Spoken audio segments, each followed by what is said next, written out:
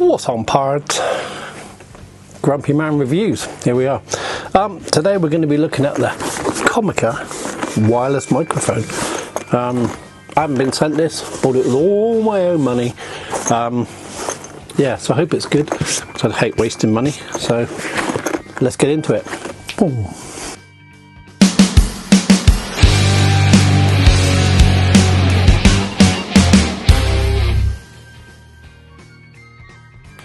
So in the box you get stuff. I'm not going to go through all that. You get a TRS lead and TRRS lead, and you get a foam thing, and you get a dead cat kind of small. Not all that fluffy. It's all right. It'll stop a bit of wind, but it's not super fluffy. And you get a charging lead and some instructions and stuff. That's kind of it, really. Here is the microphone. It's quite small.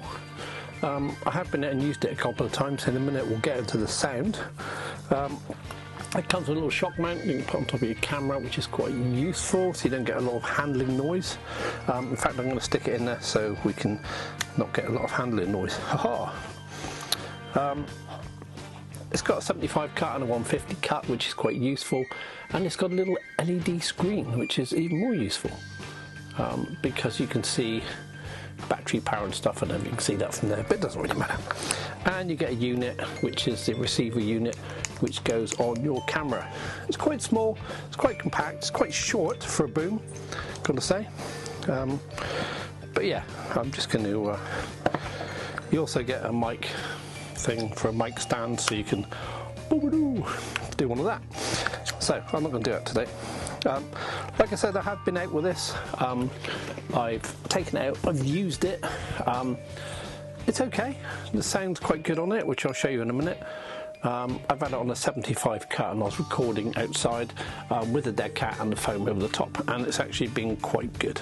What I don't like about it is if you're holding it like this, because they reckon, you know, you can put it in a boom, you can put it in a dead cat and everything else. What they do reckon it's really, really good for is to be able to do interviews. Say hi. You know, if you've got the foamy thing on, you know, you can look like you work for the BBC. And you go, oh, hello, and how are you today, sir? And you can talk to people and pretend it's, you know. And what this doesn't do, like the Rodes kind of do, well, the Rodes do, the Rode Goes anyway that I've got, is these don't record to the unit or the handle, so it only records what it's plugged into. So that's quite interesting.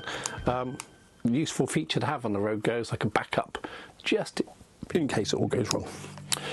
So the mic, the only problem I found with it, the sound's really good, which I'll show you, like I say, I'll show you in a minute.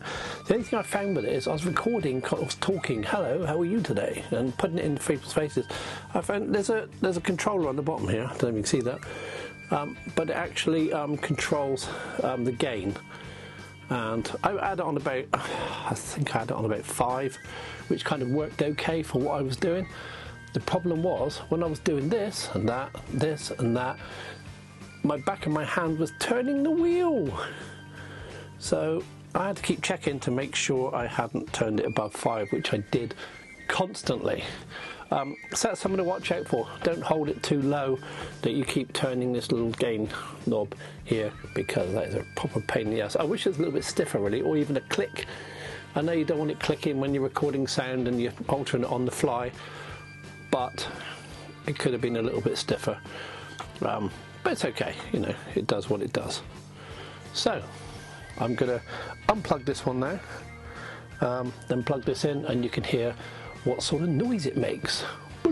Oh, just a quick note, I'm using the little Comica wireless mics. It's a pack of 4, which is quite useful, and that's plugged into my Canon 60 Mark II at the moment, which is absolutely fine. So I'm going to unplug this, and I'm going to plug this in, and let's see what we got. Okay, so here it is. I've got this on number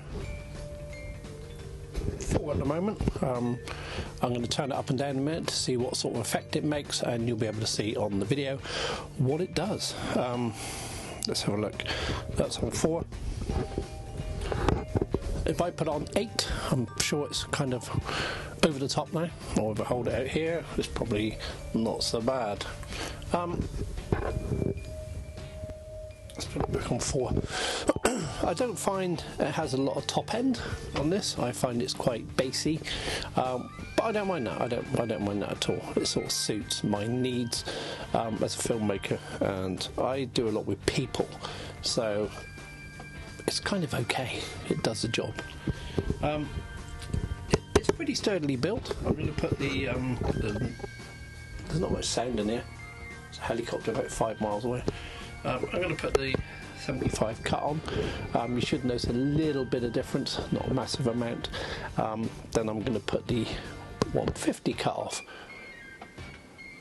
which should cut out a little bit of the wind outside. It is a little bit windy tonight in sunny Cornwall. Not so sunny today, it's been raining. But we did have Aurora Borealis over the last 2 days, which was quite cool. Anyway, beside the point, it comes in a pretty sturdy case, and I quite like the sound of it. I mean, I've got booms I can put it in. I've got the big Rode. Let me reach for it.